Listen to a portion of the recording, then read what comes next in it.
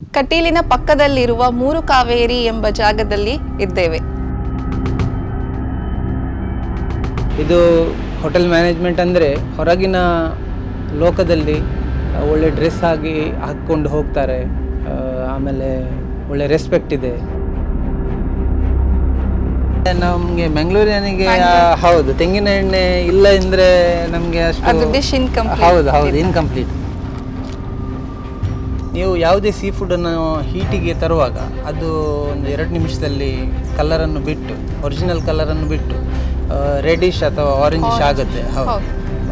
ಯಾಕೆಂತ ಏನು guess ಇರ್ಬೋದಾ?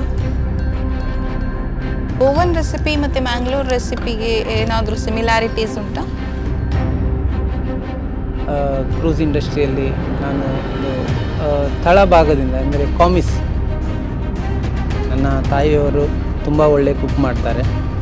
Urban chefs ಇದು ಹೇಗೆ ಹುಟ್ಟಿತು ಹಾಗೂ ಇದರ ಹಿಂದಿನ ಕಥೆ ಏನು?